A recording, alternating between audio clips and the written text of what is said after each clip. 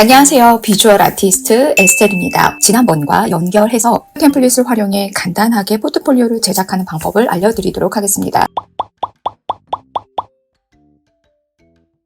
이 페이지부터는 작품들이 나오는 페이지예요. 굳이 따로 넣지 않으셔도 되고요. 바로 작품 소개로 들어가도 좋습니다. 여기 보시면 다양한 작품들이 나와요. 5점 정도가 나오는데요. 원래는 한 페이지에 한 점에서 2점 정도가 보이는 것이 좋습니다. 이것이 시리즈고 비슷한 이미지라고 한다면 여러 장을 보여주셔도 괜찮습니다. 저는 이 부분을 조금 변경해 보도록 할게요. 필요가 없는 사항은 지워주시고요. 변경을 할 사항을 수정해 보도록 하겠습니다. 본인이 작업한 작품 이미지를 가져오시면 되는데요. 작품 불러오기 한 다음에 이미지 수정하겠습니다. 작품 제목, 작가명 이런 것들이 있어야겠죠? 캡션을 넣어주시는 것이 좋습니다. 작가 이름 먼저 넣고요. 제목을 넣습니다. 크기가 너무 커서 조금 줄여보도록 하겠습니다. 캡션을 달 경우에 작가명이 먼저 나오고요. 그 다음에 작품명이 나옵니다. 이탈릭체로 하시는 경우도 있어요. 제작 연도가 바로 들어가기도 합니다.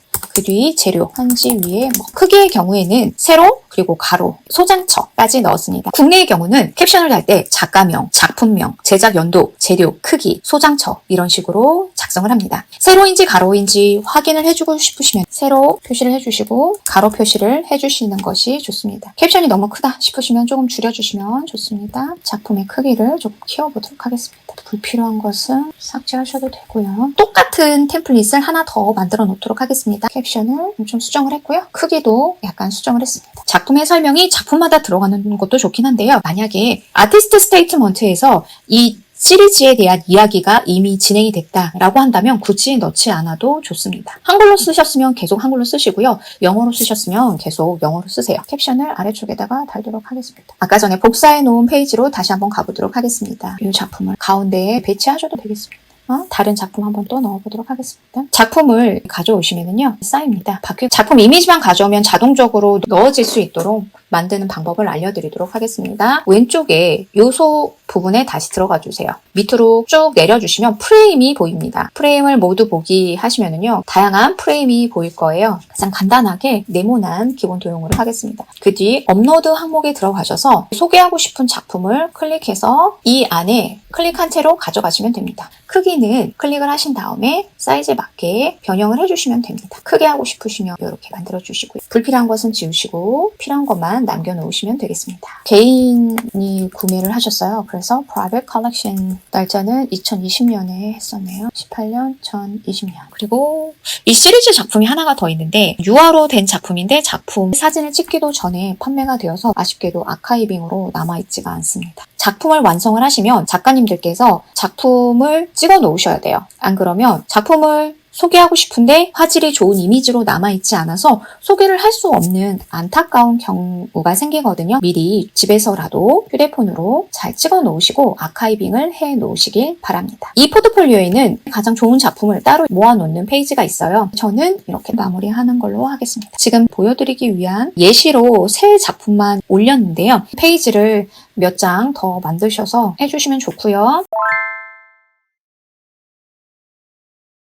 이제 마지막 장입니다. 갑자기 화면이 바뀌어서 의아하셨죠? 사실 이 마지막 부분을 찍는데 녹화가 제대로 잘 안 됐어요. 그래서 어느 정도 진행이 된 페이지를 열어서 여러분들께 보여드립니다. 마지막 페이지에는 컨택할 수 있는 연락처를 넣어주시는 것이 좋습니다. 성함, 사이트, 이메일 주소, SNS 같은 것들을 넣어주셔도 좋고요. 이렇게 QR코드를 통해서 직접 스캔해서 연락할 수 있도록 해주시는 것도 방법입니다. 앞부분에 제 사진을 넣었기 때문에 마지막 장에 좋아하는 작품 사진을 넣어봤어요. 작품을 최소 5점이라고 말씀을 드렸는데요. 이것은 최소일 뿐이고 10점 정도는 있어야 작품 방향성을 가늠해 볼 수 있거든요. 그래서 10점, 12점 이 정도는 해주시는 것이 가장 일반적입니다. 5점을 제가 계속 강조하는 이유는 처음부터 10점 꼭 채우세요 라고 말씀을 드리면 힘들어하세요. 일단 5점을 해보시고 거기에 이미지를 하나씩 더 넣어서 10점을 만들어 주시거나 페이지를 조금 더 늘려주셔도 좋습니다. 만약에 어떤 주제에 결이 맞는 작품의 수가 많지 않을 경우에는요. 프로젝트별로 주제별로 나누어서 만들어주시는 것도 하나의 방법입니다. 그럼 다음 영상에는요.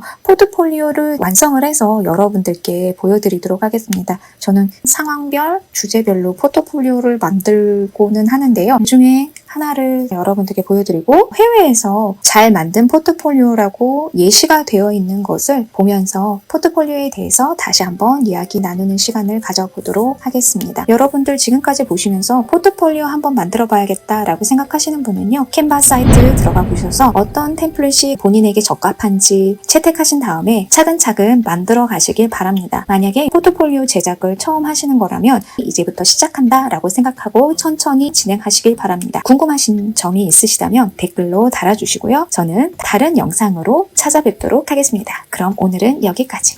오늘도 스페셜한 하루 되시고 다음에 다시 만나요. 안녕.